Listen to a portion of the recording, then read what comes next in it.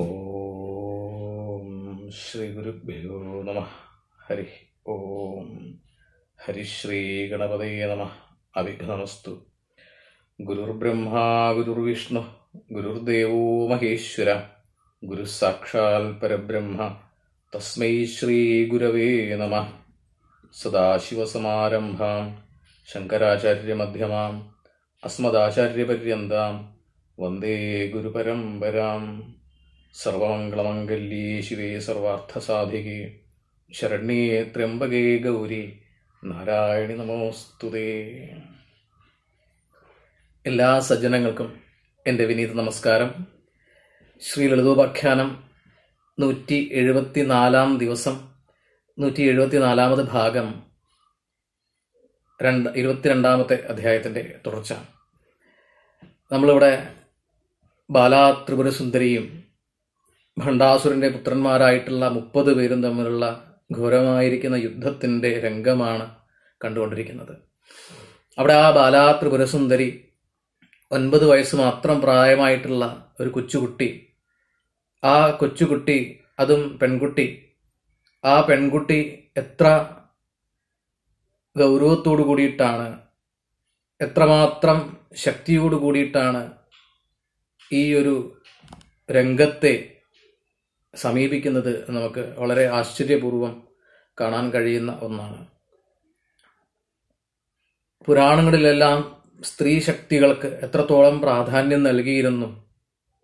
പലപ്പോഴും പുരാണങ്ങൾ വിമർശിക്കപ്പെടുന്നത്, അതുപോലെ ഇതിഹാസങ്ങൾ വിമർശിക്കപ്പെടുന്നത്, വേദങ്ങളും വേദാംഗങ്ങളുമൊക്കെ വിമർശിക്കപ്പെടുന്നത് സ്ത്രീകൾക്ക് വേണ്ടത്ര പ്രാതിനിധ്യം നൽകിയിട്ടില്ല എന്നുള്ള തരത്തിലാണ്. പക്ഷെ നമുക്ക് കാണാൻ കഴിയുന്നത് പുരാണങ്ങളിൽ എല്ലാം തന്നെ പുരുഷന് ചെയ്യാൻ പറ്റാത്ത ചില കാര്യങ്ങൾ എന്ന് മാത്രമല്ല, പുരുഷൻ ചെയ്യാവുന്ന അല്ലെങ്കിൽ ചെയ്തുകൊണ്ടിരുന്ന യുദ്ധം പോലെയുള്ള മഹായുദ്ധങ്ങളൊക്കെ സ്ത്രീ ശക്തികൾ നേരിട്ട് തോൽപ്പിച്ച നിരവധി സന്ദർഭങ്ങളാണ് നമുക്ക് കാണാൻ സാധിക്കുന്നത്. അത്രത്തോളം പ്രാധാന്യം സ്ത്രീക്ക് ഉണ്ടായിരുന്നു സമൂഹത്തിൽ. അതുപോലെ സ്ത്രീ സങ്കല്പത്തിന് അത്രത്തോളം പ്രാധാന്യം ഉണ്ടായിരുന്നു. സ്ത്രീയെ ശക്തിസ്വരൂപിണിയായിട്ടാണ് സങ്കല്പത്തിൽ ഉണ്ടായിരുന്നത് പുരാണങ്ങളിലും ഇതിഹാസങ്ങളിലും എല്ലാം. ഇതൊക്കെ പല സന്ദർഭങ്ങളിൽ നമുക്ക് കാണാൻ സാധിക്കും. അതുപോലെ ഇതിഹാസങ്ങളിലും പുരാണങ്ങളിലും വേദങ്ങളിലും ഉപനിഷത്തുകളിലും വേദാംഗങ്ങളായിട്ടുള്ള എല്ലാത്തിലും തന്നെ സ്ത്രീക്ക് പ്രാധാന്യം നല്ലവണ്ണം ഉണ്ടായിരുന്നു. എന്നാൽ ചില കാലത്തിലൂടെ കടന്നു വന്നപ്പോൾ പുരുഷമേധാവിത്വം വന്നു എന്നതുകൊണ്ട് സ്ത്രീക്ക് ചിലപ്പോൾ ചില സന്ദർഭങ്ങളിൽ, ചില കാലഘട്ടങ്ങളിൽ പ്രാധാന്യം കിട്ടാതെ പോയിട്ടുണ്ട് എന്നുള്ളത് വാസ്തവമാണ്. പക്ഷേ പുരാണങ്ങളിലെല്ലാം തന്നെ സ്ത്രീക്ക് വളരെയധികം പ്രാധാന്യം ഉണ്ടായിരുന്നു. സ്ത്രീയെ ശക്തിസ്വരൂപമായിട്ടാണ് കണ്ടത്. അങ്ങനെയുള്ള ആ ശക്തിസ്വരൂപത്തിൽ വളരെ പ്രാധാന്യമുള്ള ഒരു ദേവിയാണ് ബാലാ ത്രിപുരസുന്ദരി.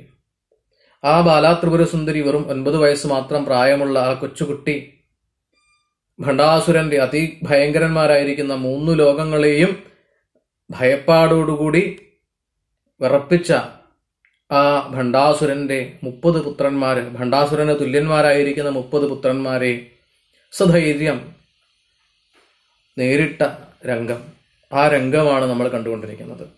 ഇവിടെ ആ മന്ത്രിണിക്കും ദണ്ഡനാഥയ്ക്കുമൊക്കെ ആ ബാലാ ത്രിപുരസുന്ദരിയുടെ പ്രവൃത്തികളെ നോക്കി നിൽക്കാൻ, ആശ്ചര്യത്തോടു കൂടി കണ്ടു നിൽക്കാൻ മാത്രമാണ് സാധിച്ചത് എന്നൊക്കെ നമ്മൾ കണ്ടു. അതിനുശേഷം ആ ബാലാ ത്രിപുരസുന്ദരിയുടെ ആക്രമണത്തെക്കുറിച്ചൊക്കെ ലളിതാപരമേശ്വരി അറിയിക്കുന്ന രംഗങ്ങളൊക്കെ കണ്ടു. ആ ബാലാ ത്രിപുരസുന്ദരി 30 പേർക്കും 30 രൂപത്തിൽ, അല്ലെ, ഒരു സൂര്യൻ എപ്രകാരമാണോ സൂര്യബിംബങ്ങളായിട്ട് അനവധിയായിട്ട് കാണുന്നത് എന്നതുപോലെ ഒരേ ഒരു ബാല എന്ന് പറയുന്ന ആ കുട്ടി 30 പുത്രന്മാർക്കും, ഭണ്ഡാസുരന്റെ 30 പുത്രന്മാർക്കും 30 തരത്തിൽ, അല്ലെങ്കിൽ അവരവരുടെ നേർക്ക് വരുന്ന തരത്തിൽ കാണാൻ സാധിച്ചു എന്നാണ് പറഞ്ഞത്. ഒരേ സമയത്ത് 30 പേരോടും ആ ബാലാ ത്രിപുരസുന്ദരി ഏറ്റുമുട്ടി. ആ രംഗമാണ് നമ്മൾ കണ്ടുകൊണ്ടിരിക്കുന്നത്. തുടർന്ന് നോക്കൂ. സായകൈരഗ്നിചൂടാലൈസ്തേഷാം മർമാണി ഭിന്ദതി ആശ്ചര്യം ദുഹതി വ്യോംനി പശ്യതാം ച ദിവൗകസാം. സാധുവാദൈർ ബഹുവിധൈർ മന്ത്രിണീ ദണ്ഡനാഥയോ അർച്യമാനാരണം ചക്രേ ലഘുഹസ്താ കുമാരിക. ആ ഭണ്ഡാസുരന്റെ പുത്രന്മാരോടുകൂടി ഏറ്റുമുട്ടുന്ന ആ ബാലാത്രിപുര സുന്ദരിക 30 പേർക്കും സൂര്യബിംബങ്ങളെ പോലെ കാണാൻ സാധിച്ചു എന്ന് നമ്മൾ കണ്ടു. തുടർന്ന് പറയാണ്, ലഘുഹസ്ത കുമാരിക അഗ്നിചൂടാലൈ സായകൈ തേഷാം മർമാണി ഭിന്ദതി വ്യോംനി പശ്യതാം ദിവൗകസാം ആശ്ചര്യം ദുഹതി മന്ത്രിണേ ദണ്ഡനാഥയോ ബഹുവിധൈ സാധുവാദൈ അർച്യമാനാച്ച രണം ചക്രേ. ചക്രേ എന്ന് പറഞ്ഞാൽ ചെയ്തു. എന്ത് ചെയ്തു? രണം ചക്രേ. രണം എന്ന് പറഞ്ഞാൽ യുദ്ധം ചെയ്തു. ആ ബാലാത്രിപുര സുന്ദരി എങ്ങനെയാണ് യുദ്ധം ചെയ്തത് നോക്കൂ. ലഘുഹസ്ത കുമാരിക, അല്ലെ, ലഘുവായിട്ടുള്ള കൈകളോടുകൂടിയവളാണ്. വളരെ ലാഘവമായിരിക്കുന്ന അല്ലെങ്കിൽ ലാഘവത്തോടു കൂടിയിരിക്കുന്ന കൈകളാണ് അവളുടെ.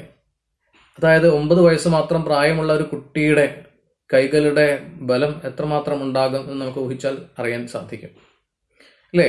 അതുകൊണ്ടാണ് ലഘുഹസ്തയായിരിക്കുന്ന ആ ബാലാത്രിപുര സുന്ദരി കുമാരിക അഗ്നിചൂടാലങ്ങളെ കൊണ്ട്, അഗ്നിമയമായിരിക്കുന്ന ചൂടാലങ്ങളെ കൊണ്ട്, അതായത് അഗ്നിമയമായിരിക്കുന്ന മുനകളോടുകൂടിയിരിക്കുന്ന ആയുധങ്ങളെ കൊണ്ട്, ആ ബാലാത്രിപുര സുന്ദരി പ്രയോഗിക്കുന്ന ആയുധങ്ങൾക്ക് അത്യധികം മൂർച്ഛയുണ്ട്. ആ ആയുധങ്ങളുടെ മൂർച്ഛ അഗ്രഭാഗത്ത് അഗ്നിമയമാണ്.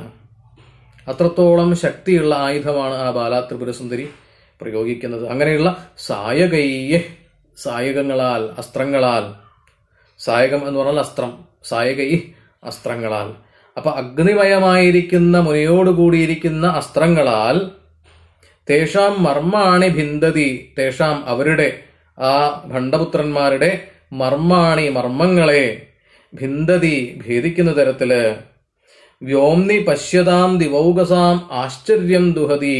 വ്യോംനി എന്ന് പറഞ്ഞാൽ വ്യോമത്തിൽ, ആകാശത്തിൽ പശ്യതാം കണ്ടുകൊണ്ടിരിക്കുന്നവരായിരിക്കുന്ന ദിവൗകസന്മാർക്ക്, ആകാശത്തിൽ നിൽക്കുന്നവരായിരിക്കുന്ന, ഈ യുദ്ധം കണ്ടുകൊണ്ടിരിക്കുന്നവരായിരിക്കുന്ന ആ ദിവൗകസന്മാർക്ക്,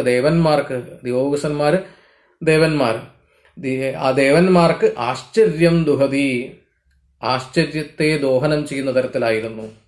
അതായത് ആശ്ചര്യം, വളരെയധികം അത്ഭുതം ജനിപ്പിക്കുന്ന തരത്തിലായിരുന്നു. ദോഹനം ചെയ്യുക എന്ന് പറഞ്ഞാൽ പശുവിനെ കറക്കുക എന്നുള്ള അർത്ഥത്തിലാണ് ദോഹനം ചെയ്യുക. അപ്പോ ആ ദുഹതി എന്ന് പറയും. അപ്പൊ ആ പാല് കറക്കുന്ന തരത്തില്, പശുവിനെ കറക്കുന്ന തരത്തില് ആശ്ചര്യം ഉളവാക്കുന്നതായിരുന്നു. എങ്ങനെയാണ്? അപ്പം അതിനൊരു ആനന്ദമുണ്ട് എന്നാണ് അർത്ഥം. പശുവിന്റെ പാലിന് വളരെയധികം ആനന്ദം നൽകാൻ സാധിക്കും എന്നാണ് പറയുന്നത്. അത്രത്തോളം പ്രാധാന്യം പശുവിന്റെ പാലിനുണ്ട്. അപ്പൊ ആനന്ദമയമായിരിക്കുന്ന, ആനന്ദപൂർണമായിരിക്കുന്ന പശുവിൻ പാല് എന്നതുപോലെ ആ ഒരു സന്ദർഭം ആ ദേവന്മാർക്കെല്ലാം വളരെയധികം ആനന്ദമുളവാക്കി, ആശ്ചര്യമുണ്ടാക്കി എന്നൊക്കെ അർത്ഥം. അങ്ങനെയുള്ള ആ സമയത്ത് മന്ത്രിണീ ദണ്ഡനാഥയോ, മന്ത്രിണിയുടെയും ദണ്ഡനാഥയുടെയും ഇരുവരുടെയും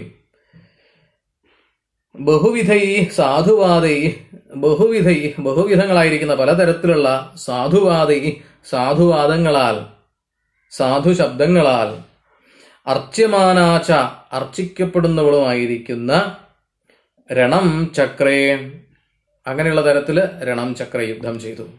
അപ്പൊ എന്താ? ലഘു ആയിരിക്കുന്ന കൈകളോടുകൂടിയിരിക്കുന്ന ആ കുമാരിക, ബാലാംബിക അഗ്നിമയമായിരിക്കുന്ന മുനകളോടുകൂടിയിരിക്കുന്ന അസ്ത്രങ്ങളെ കൊണ്ട് അസുരന്മാരുടെ മർമ്മത്തെയെല്ലാം ഭേദിച്ചു. അങ്ങനെ ഭേദിക്കുന്ന ആ പ്രവൃത്തി കണ്ടിട്ട് ആകാശത്തിൽ നിൽക്കുന്നവരായിരിക്കുന്ന സകല ദേവന്മാരും ആശ്ചര്യത്തോടുകൂടി നോക്കി നിന്നു. അവർക്ക് ആ അനുഭവം എങ്ങനെയായിരുന്നു? അവർക്ക് പശുവിനെ കറക്കുന്ന തരത്തിൽ, അല്ലെ, പശുവിനെ കറക്കുന്ന, എന്തിനാണ് പശുവിനെ കറക്കുന്നത്? പാലിനു വേണ്ടിയിട്ടാണ്. ആ പാല് ആർക്ക് വേണ്ടിയിട്ടാണ്? കറക്കുന്നവന് വേണ്ടിയിട്ട് മാത്രമല്ല, അത് മറ്റുള്ളവർക്ക് കൂടെ വേണ്ടിയിട്ടാണ്. അപ്പൊ ഇവിടെ ബാലാംബിക യുദ്ധം ചെയ്യുന്നത് ആർക്ക് വേണ്ടിയിട്ടാണ്? ബാലാംബികയ്ക്ക് വേണ്ടിയല്ല, സകല ലോകത്തിലുള്ളവർക്കും വേണ്ടിയാണ്. അതുകൊണ്ടാണ് അവിടെ ദുഹതി എന്നുള്ളൊരു പദം പ്രയോഗിച്ചിരിക്കുന്നത്. സകല ലോകത്തിലുമുള്ള ജനങ്ങൾക്കും പ്രയോജനകരമാകുന്ന തരത്തില് അവർക്ക് സുഖം അനുഭവിക്കാൻ വേണ്ടിയിട്ട് എന്നർത്ഥം. അതിനുള്ള ആ ഒരു സന്ദർഭം ഒരുക്കിക്കൊണ്ടാണ് അവിടെ യുദ്ധം ചെയ്യുന്നത്. അതുകൊണ്ടാണ് അവിടെ ആ ഒരു പദം പ്രയോഗിച്ചിരിക്കുന്നത്. അങ്ങനെയുള്ള ആ ബാലാംബികയുടെ പ്രവൃത്തി കണ്ടിട്ട് ദേവന്മാരെല്ലാം ആശ്ചര്യത്തോടു കൂടിയിട്ട് ആകാശത്തിൽ നോക്കി നിന്നു. ഈ സമയത്ത് മന്ത്രിണിയും, അതായത് പ്രധാനമന്ത്രിണിയായിരിക്കുന്ന ശ്യാമാ ഭഗവതിയും ദണ്ഡനാഥിയായിരിക്കുന്ന വാരാഹിയും അല്ലെങ്കിൽ വാർത്താളിയും, അങ്ങനെയുള്ള അവരുടെ പലതരത്തിലുള്ള വാദങ്ങൾ, ആ സാധുവായിരിക്കുന്ന വാദങ്ങളാൽ അർച്ചിക്കുന്നവളായിട്ട് ആ ബാലാംബിക യുദ്ധം ചെയ്തു. ആ ബാലാംബികയെ സ്തുതിക്കുന്നു. ആ സ്തുതിയൊക്കെ കേട്ടുകൊണ്ട് ആ ബാലാംബിക അവരുമായിട്ട് യുദ്ധം ചെയ്യുന്നു. അങ്ങനെയുള്ള ആ സന്ദർഭത്തിൽ ദ്വിതീയ യുദ്ധ ദിവസം സമസ്തമപി സാരണേ പ്രകാശയാമാസ ബലം ലളിതാദുഹിതാനിജം. എന്താണ്? സാ ലളിതാദുഹിത ദ്വിതീയ യുദ്ധ ദിവസം സമസ്തമപി രണേ ബലം പ്രകാശയാമാസ. പ്രകാശയാമാസ, പ്രകാശിപ്പിച്ചു അത്രേ. അല്ലേ? എന്താണ് പ്രകാശിപ്പിച്ചത് നോക്കൂ. ബലം പ്രകാശയാമാസ. ബലത്തെ പ്രകാശമാക്കി, ബലത്തെ പ്രകടിപ്പിച്ചു എന്നൊക്കെ അർത്ഥം. തന്റെ ശക്തിയെ പ്രകടിപ്പിച്ചു. ആരാണ്? സാ ലളിതാദുഹിത. സാ അവൾ. ആരാണവള്? ലളിതാദുഹിത, ലളിതയുടെ ദുഹിത, ലളിതാദേവിയുടെ പുത്രി. ദ്വിതീയ യുദ്ധ ദിവസം, രണ്ടാമത്തെ യുദ്ധ ദിവസം, ദ്വിതീയ യുദ്ധ ദിവസം എന്ന് പറഞ്ഞാൽ രണ്ടാമത്തെ യുദ്ധ ദിവസം, സമസ്തമപി എല്ലാ തരത്തിലുമുള്ള എന്തിനെ? ബലം പ്രകാശയാമാസ, ബലത്തെ പ്രകടിപ്പിച്ചു. അപ്പം ആ ലളിതാ ത്രിപുരസുന്ദരിയുടെ പുത്രിയായിരിക്കുന്ന ബാല എന്ന് പറയുന്ന കൊച്ചുകുട്ടി യുദ്ധത്തിന്റെ രണ്ടാമത്തെ ദിവസം അറിയാവുന്ന എല്ലാ യുദ്ധതന്ത്രങ്ങളെയും പ്രയോഗിച്ചുകൊണ്ട്, തന്റെ കയ്യിലുള്ള സർവശക്തികളെയും പ്രയോഗിച്ചുകൊണ്ട് യുദ്ധം ചെയ്തു എന്നാണ് അർത്ഥം. എന്നിട്ടോ അസ്ത്രപ്രത്യസ്ത്രമോക്ഷേണ താൻ സർവാനഭിഭിന്ദതി രക്തോൽപലമിവ ക്രോധ സംരക്തം ബിഭ്രതി മുഖം. എന്താണ്? നാരായണാസ്ത്രമോക്ഷേണ മഹാരാജ്ഞീ കുമാരിക ദ്വിശത്യക്ഷൗഹിണീ സൈന്യം ഭസ്മസാദകരോത്ക്ഷണാത്. അങ്ങനെ യുദ്ധം, ഭയങ്കരമായിരിക്കുന്ന യുദ്ധം നടന്നുകൊണ്ടിരിക്കുന്ന സമയത്ത് മഹാരാജ്ഞി കുമാരിക അസ്ത്രപ്രത്യസ്ത്രമോക്ഷേണ താൻ സർവാനഭിഭിന്ദതി ക്രോധസംരക്തം രക്തോൽപലമിവ മുഖം ബിഭ്രതി നാരായണാസ്ത്രമോക്ഷേണ ദ്വിശത്യക്ഷൗഹിണീ സൈന്യം ഭസ്മസാദ് അകരോത്. അല്ലേ? ഒരു കൊച്ചുകുട്ടിയാണ് ചെയ്യുന്നത്, നോക്കണം. എങ്ങനെ? മഹാരാജ്ഞി കുമാരിക, മഹാരാജ്ഞിയുടെ കുമാരിക പുത്രി, അതായത് ലളിതാ ത്രിപുരസുന്ദരിയാണ് മഹാരാജ്ഞി. ഇവിടെ ആ മഹാരാജ്ഞിയായിരിക്കുന്ന, രാജരാജേശ്വരിയായിരിക്കുന്ന, മഹാത്രിപുരസുന്ദരിയായിരിക്കുന്ന ലളിതാ പരമേശ്വരി, ജഗന്മാതാവായിരിക്കുന്ന ആ ലളിതാ പരമേശ്വരിയുടെ കുമാരിക പുത്രി അസ്ത്രപ്രത്യസ്ത്രമോക്ഷേണ, അസ്ത്രപ്രത്യസ്ത്രമോക്ഷം കൊണ്ട് പലതരത്തിലുള്ള അസ്ത്രങ്ങൾ, ആ അസ്ത്രങ്ങളുടെ അതിന് പ്രതിയായിട്ട്, അതിന് പകരമായിട്ട് അതിനെ ഭേദിക്കുന്ന തരത്തിലുള്ള അസ്ത്രങ്ങളെ താൻ സർവാനഭിഭിന്ദതി, താൻ സർവാൻ, താൻ ശൽ അവയെ, സർവാൻ എല്ലാത്തിനെയും, സർവാൻ അപി എല്ലാത്തിനെയും, ഭിന്ദതി ഭേദിക്കുന്ന തരത്തില്, അതായത് അസ്ത്രപ്രത്യസ്ത്രവർഷേണ അസ്ത്രപ്രത്യസ്ത്രമോക്ഷേണ താൻ സർവാൻ അഭിഭിന്ദതി. ഈ ഭണ്ഡാസുരന്റെ പുത്രന്മാര് ബാലാ ത്രിപുരസുന്ദരിക്ക് നേരെ പലതരത്തിലുള്ള അസ്ത്രങ്ങൾ പ്രയോഗിച്ചു. അങ്ങനെ പ്രയോഗിക്കുമ്പം അതിനെതിരായിട്ടുള്ള അസ്ത്രങ്ങൾ, അതിനെ ഭേദിക്കുന്ന തരത്തിലുള്ള അസ്ത്രങ്ങൾ പ്രയോഗിച്ചുകൊണ്ട് അവരുടെ അസ്ത്രങ്ങളെയെല്ലാം ഭേദിച്ചു, അല്ലെങ്കിൽ അതിനെയെല്ലാം നശിപ്പിച്ചു.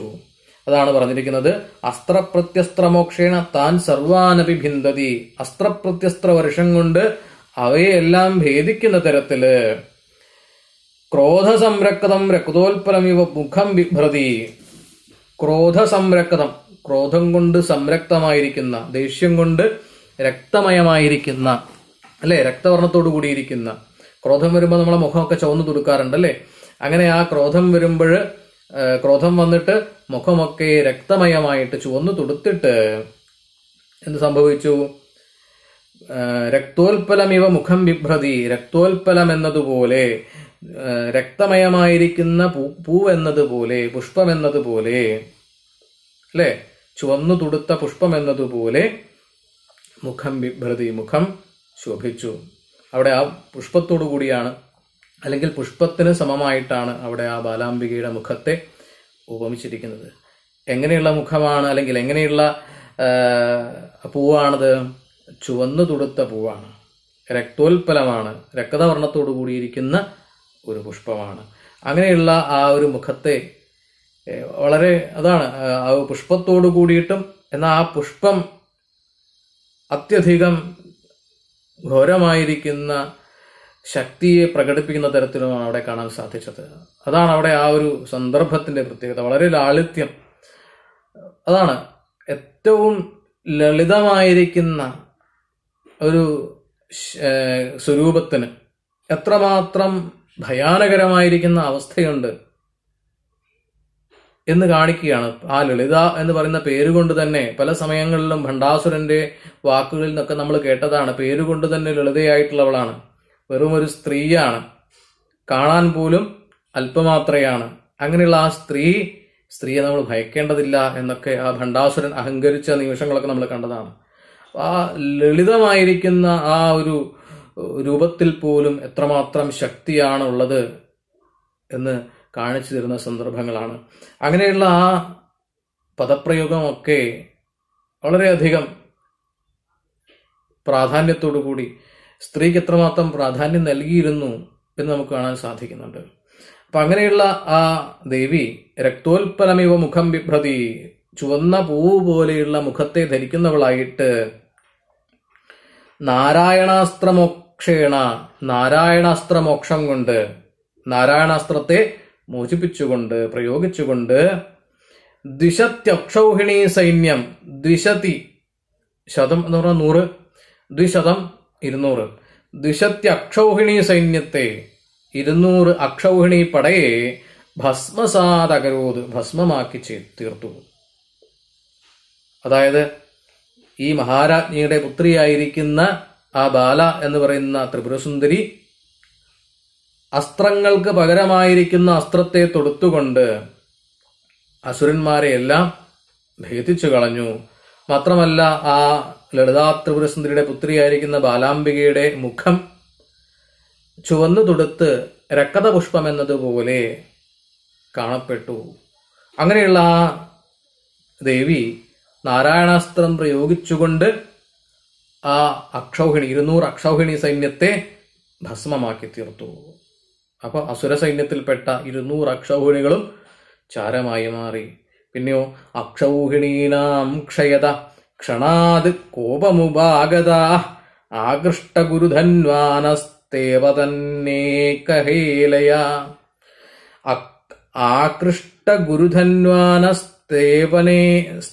ആകൃഷ്ടഗുരുധന്വാനസ്തേവതന്നേകഹേലയ, ഏകഹേലയ, ഒരു ഹേലയെന്നോണം. നോക്കൂ, നാരായണാസ്ത്രത്തെയാണ് പ്രയോഗിച്ചത്. പുരാണങ്ങളിൽ പലതരത്തിലുള്ള അസ്ത്രങ്ങൾ ഉണ്ട് പ്രയോഗത്തില്. മഹാഭാരതമൊക്കെ നമ്മൾ ടി-വിയിൽ കണ്ട ആളുകൾ, രാമായണമൊക്കെ കണ്ട ആളുകൾ പലതരത്തിലുള്ള അസ്ത്രങ്ങൾ പ്രയോഗിക്കുന്നത് കണ്ടിട്ടുണ്ടാവും, അല്ലെ? പല നിറത്തിലുള്ള പ്രകാശത്തോടു കൂടിയിരിക്കുന്ന പല രൂപത്തിലുള്ള ആഗ്നേയാസ്ത്രം, വരുണാസ്ത്രം, അല്ലെ? ആഗ്നേയാസ്ത്രം പ്രയോഗിച്ചു കഴിഞ്ഞാൽ പകരമായിട്ട് വരുണാസ്ത്രം പ്രയോഗിക്കും. കാരണം അഗ്നിയെ നശിപ്പിക്കാനുള്ള ശക്തി വരുണന് മാത്രമാണ്, അല്ലെങ്കിൽ ജലത്തിന് മാത്രമാണ്. അതുകൊണ്ട് ആഗ്നേയാസ്ത്രം പ്രയോഗിച്ചു കഴിഞ്ഞാൽ വാരുണാസ്ത്രം പ്രയോഗിക്കും. അങ്ങനെ ഒന്നിന് പകരമായിട്ട്, ഒന്നിന്റെ ശക്തി നശിപ്പിക്കാനായിട്ടുള്ള ശക്തി ഏതാണോ ആ ശക്തിയാണ് പ്രയോഗിക്കുക. ഇങ്ങനെയുള്ള നിരവധി അസ്ത്രങ്ങള് പുരാണങ്ങളിൽ യുദ്ധസമയത്ത് കഥാപാത്രങ്ങൾ ഉപയോഗിച്ചിട്ടുണ്ട്. ആ അസ്ത്രങ്ങളെയെല്ലാം മന്ത്രമയമാക്കിക്കൊണ്ട് തന്ത്രശാസ്ത്രത്തില് പ്രതിപാദിക്കുന്നുണ്ട്. അതാണ് തന്ത്രശാസ്ത്രത്തിന്റെ ഒരു പ്രത്യേകത. ഈ പറയുന്ന എല്ലാ അസ്ത്രങ്ങളും, ആഗ്നേയാസ്ത്രം, വരുണാസ്ത്രം തുടങ്ങിയിട്ട് ഏതൊക്കെ അസ്ത്രങ്ങളുണ്ടോ, പാശുപതം അല്ലെ, സുദർശനം തുടങ്ങിയിട്ട് അസ്ത്രങ്ങളും ആയുധമൊക്കെ ഏതൊക്കെ ഉണ്ടോ അതിനെയെല്ലാം തന്ത്രശാസ്ത്രത്തില് മന്ത്രത്തോടു കൂടിയിട്ട് ചിട്ടപ്പെടുത്തിയിട്ടുണ്ട്. ആ മന്ത്രസ്വരൂപത്തെ പ്രയോഗിച്ചുകൊണ്ടാണ് തന്ത്രശാസ്ത്ര പ്രകാരം ശക്തിയെ പ്രയോഗിക്കുന്നത്, വിവിധ ആവശ്യങ്ങൾക്കായിട്ട് സന്ദർഭാനുസാരം പ്രയോഗിക്കുന്നത്. അങ്ങനെ പാശുപതവും സുദർശനവും ബ്രഹ്മാസ്ത്രവും ഒക്കെ ധാരാളം തരത്തിലുള്ള അസ്ത്രങ്ങൾ തന്ത്രശാസ്ത്രത്തില് പ്രയോഗത്തിലുണ്ട് എന്നർത്ഥം. അപ്പൊ അങ്ങനെയുള്ള ആ ശക്തി സംബന്ധമായിരിക്കുന്ന വിവിധ അസ്ത്രങ്ങളെ യുദ്ധത്തിലെ പല സന്ദർഭങ്ങളിലും ദേവതമാര്, അസുരന്മാര് ഒക്കെ പ്രയോഗിച്ചിട്ടുണ്ട്. അങ്ങനെയുള്ള ആ അസ്ത്രങ്ങളിൽപ്പെട്ട ഒരു അസ്ത്രമാണ് ഇവിടെ ദേവി പ്രയോഗിച്ചിട്ടുള്ള നാരായണാസ്ത്രം. ആ നാരായണാസ്ത്രത്തെ കൊണ്ട് 200 അക്ഷൗഹിണികളെയും ഭസ്മമാക്കിയപ്പോൾ എന്ത് സംഭവിച്ചു നോക്കൂ. തേ അക്ഷൗഹിണീനാം ക്ഷയത ക്ഷണാത് കോപമുപാഗത ആകൃഷ്ട ഗുരുധന്വാന ഏകഹേലയാ അപതൻ. എന്താ? തേ അവര് അക്ഷൗഹിണീനാം ക്ഷയത, അക്ഷൗഹിണികളുടെ ക്ഷയം കൊണ്ട്. അപ്പോ ആ അക്ഷൗഹിണികളെ ക്ഷയം കൊണ്ട് എന്നർത്ഥം. തേ അക്ഷൗഹിണീനാം ക്ഷയത, ആ അക്ഷൗഹിണികളുടെ ക്ഷയം കാരണം, നാശം കാരണം ക്ഷണാത് കോപമുപാഗത. എന്ത് സംഭവിച്ചു? ക്ഷണാത് വളരെ പെട്ടെന്ന് തന്നെ, ക്ഷണം തന്നെ കോപം ഉപാഗത, കോപം വന്നു. ഈ തന്റെ കൂടെയുള്ള തന്റെ സൈന്യം മുഴുവൻ ദഹിപ്പിക്കപ്പെട്ടപ്പോൾ, ഒരസ്ത്രം കൊണ്ട് ഈ 200 അക്ഷൗഹിണികളും നശിപ്പിക്കപ്പെട്ടപ്പോൾ സ്വാഭാവികമായിട്ടും ഉണ്ടാകാവുന്ന ഒരു വികാരമാണ് ദേഷ്യം, അല്ലെ? തന്റെ കൂടെ ഉണ്ടായിരുന്ന എല്ലാവരും മരിച്ചു വീണു എന്ന് കണ്ടപ്പോൾ ഉണ്ടാകുന്ന ഒരു വികാരമാണ് ദേഷ്യം. ആ കോപത്തെ ഉപാഗതമായി സമീപിച്ചു, അല്ലെങ്കിൽ കോപം പ്രാപിച്ചു എന്നർത്ഥം. അങ്ങനെ കോപം വന്നിട്ടോ ആകൃഷ്ട ഗുരുധന്വാന, ആകൃഷ്ടമായിരിക്കുന്ന ഗുരുധന്വാന, ഗുരുവിന്റെ ധനുസ്സുകൊണ്ട്. ആകൃഷ്ടമാക്കുക എന്ന് പറഞ്ഞാൽ വലിച്ചു ചേർത്ത് പിടിച്ചിരിക്കുന്ന, അല്ലെ? ആ അസ്ത്രം എയ്യണമെങ്കിൽ വില്ലിന്റെ ഞാണിൽ ഈ അസ്ത്രം ചേർത്ത് പിടിച്ചു വലിച്ച് വേണം വിടാൻ. അങ്ങനെ ചെയ്തിരിക്കുന്ന എന്നർത്ഥം. ആകൃഷ്ടമായിരിക്കുന്ന ഗുരുധന്വാന, ആകൃഷ്ടമാക്കപ്പെട്ട, വലിച്ചു പിടിക്കപ്പെട്ടിരിക്കുന്ന ആ ഗുരുധന്വാനം കൊണ്ട്, വലിയ വില്ലുകൊണ്ട്. ഏകഹേലയ പതൻ, ഏകഹേലയ ഒരു ഹേല എന്നോണം, ഒരു കളി എന്നോണം, ഒരു ലീല എന്നോണം അപ്പതൻ പതിച്ചു.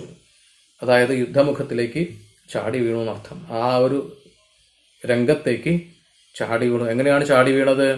വലിച്ചു പിടിച്ചിരിക്കുന്ന ഞാണിൽ വലിച്ചു പിടിച്ചിരിക്കുന്ന ഒരു വലിയ വില്ലിലാണ്. വലിയ വില്ലില് ഞാണിൽ വലിച്ചു പിടിച്ചിരിക്കുന്ന അസ്ത്രത്തോടൊപ്പം ആ യുദ്ധമുഖത്തിലേക്ക് ചാടി വീണു. അപ്പൊ എന്താ സംഭവിക്കുന്നത്?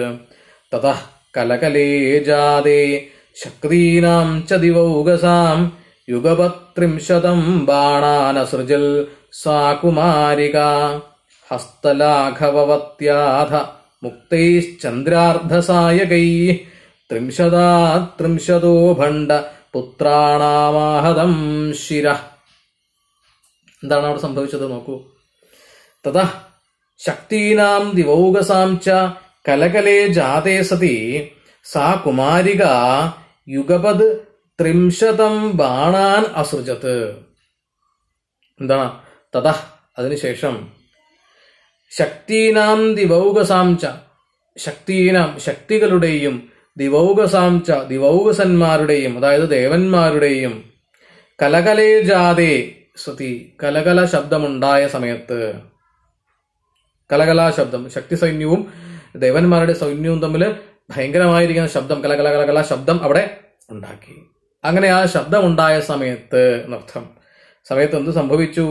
സാ കുമാരിക, സാ അവൾ, കുമാരിക ആ കുമാരിക പുത്രി, അപ്പൊ സാ കുമാരിക എന്ന് ചേർത്ത് പറയുമ്പോൾ ആ കുമാരിക, ആ പുത്രി യുഗപത് എന്ന് പറഞ്ഞാൽ ഒരേ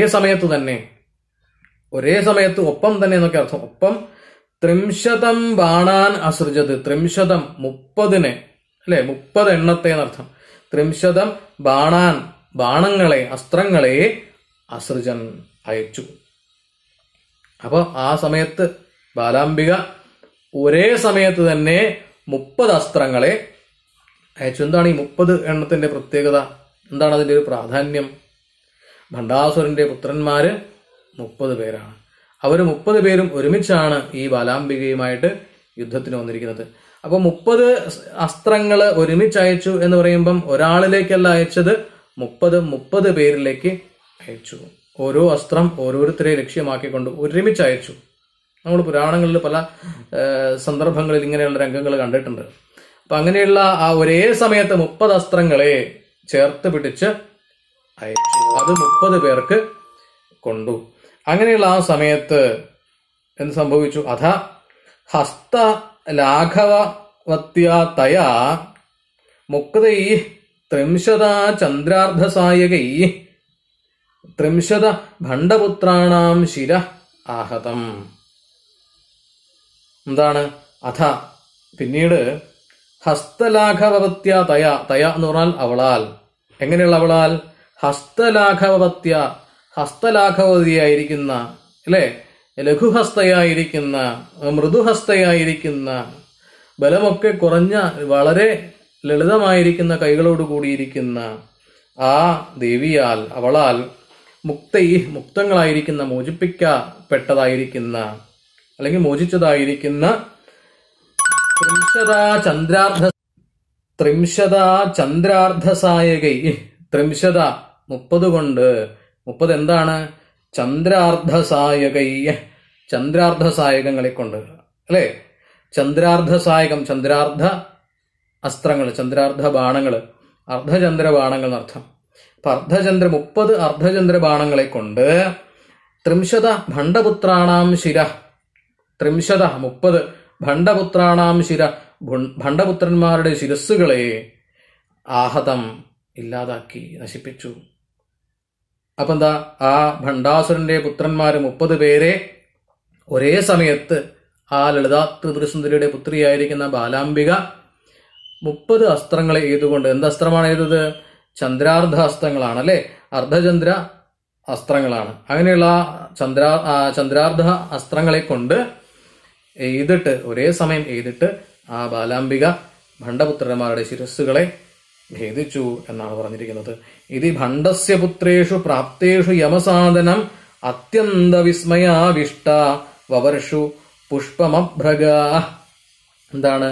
ഇതി ഭണ്ഡസ്യ പുത്രേഷു യമസാധനം പ്രാപ്തേഷു അഭ്രഗ അത്യന്ത വിസ്മയാവിഷ്ട പുഷ്പം വവർഷു. സ്വാഭാവികമായിട്ടുണ്ടാകാവുന്ന ഒരു സംഗതിയാണ്. എന്താ ഇത്? ഇപ്രകാരം ഭണ്ഡസ്യ പുത്രേഷു, ഭണ്ഡന്മാരുടെ പുത്രന്മാരില് അല്ലെങ്കിൽ ഭണ്ഡന്റെ പുത്രന്മാരില് യമസാധനം പ്രാപ്തേഷു, യമലോകത്തെ പ്രാപിച്ചപ്പോൾ, അതാണ് യമസാധനം പ്രാപ്തേഷു, യമലോകത്തെ പ്രാപിച്ചപ്പോൾ എന്ത് സംഭവിച്ചു? അഭ്രഗ, അഭ്രത്തിൽ ഗമിക്കുന്നവരായിരിക്കുന്ന, ആകാശത്തിൽ ഗമിക്കുന്നവരായിരിക്കുന്ന ആളുകള് അത്യന്ത വിസ്മയാവിഷ്ട, അത്യന്തം വിസ്മയത്തോടു കൂടിയവരായിട്ട്, വളരെയധികം അത്ഭുതസ്തബ്ധരായിട്ട് അല്ലെങ്കിൽ അത്ഭുതത്തോടു കൂടിയവരായിട്ട് എന്നൊക്കെ അർത്ഥം. അങ്ങനെ പുഷ്പം വർഷു, പുഷ്പത്തെ വർഷിച്ചു, പുഷ്പവൃഷ്ടി നടത്തി എന്നർത്ഥം. അപ്പൊ ആ ലളിതാ ത്രിപുരസുന്ദരിയുടെ പുത്രിയായിരിക്കുന്ന ആ ബാലാംബികയാൽ ഭണ്ഡാസുരന്റെ 30 പുത്രന്മാരെയും യമലോകത്തേക്ക് അയച്ചപ്പോ ആ ആകാശത്തിൽ സഞ്ചരിക്കുന്നവരായിരിക്കുന്ന അല്ലെങ്കിൽ ആകാശത്തിൽ ഗമിക്കുന്നവരായിരിക്കുന്ന എല്ലാവരും തന്നെ അത്യന്തം വിസ്മയത്തോടു കൂടിയവരായിട്ട് പുഷ്പവൃഷ്ടി നടത്തി. അപ്പൊ ആ ലളിതാ ത്രിപുരസുന്ദരിയുടെ പുത്രിയിലെ അല്ലെങ്കിൽ ആ പുത്രിയുടെ പ്രവൃത്തി വളരെയധികം സന്തോഷത്തോട് ഉള്ളതാക്കി. എല്ലാവരിലും സന്തോഷം നിറച്ചു, അത്ഭുതം നിറച്ചു.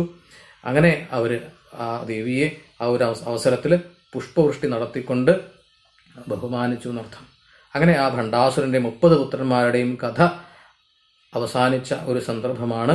ആ കഥ ഭണ്ഡപുത്രന്മാരെ വധിച്ചത് ബാലാംബിക, ശ്രീ ലളിതാ ത്രിപുരസുന്ദരിയുടെ പുത്രിയായിരിക്കുന്ന ബാലാംബികയാണ്. ലളിതാ ത്രിപുരസുന്ദരി ശ്രീ ലളിതാ സഹസ്രനാമത്തിൽ പറയപ്പെടുന്ന, വളരെയധികം പ്രാധാന്യത്തോടു കൂടി പറയപ്പെടുന്ന ലളിതാ ത്രിപുരസുന്ദരിയെ സ്തുതിക്കുന്ന സ്തോത്രമാണ് ശ്രീ ലളിതാ സഹസ്രനാമ സ്തോത്രം. ആ ലളിതാ ത്രിപുരസുന്ദരിയുടെ പുത്രിയായിട്ടുള്ള ബാലാംബികയാണ്, ബാലാ ത്രിപുരസുന്ദരിയാണ് ഭണ്ഡപുത്രന്മാരെ വധിച്ചത്. ഇനി തുടർന്നുള്ള ഭാഗങ്ങൾ നമുക്ക് അടുത്ത ദിവസങ്ങളിൽ കാണാം. നമസ്കാരം. മന്ത്രഹീനം ക്രിയാഹീനം ഭക്തിഹീനം മഹേശ്വരി യൽ പൂജിതം മയാ ദേവി പരിപൂർണം തതസ്തുതേ. ഓം തത്സൽ. ശ്രീ ഗുരുഭ്യോ നമഃ. ഹരി ഓം.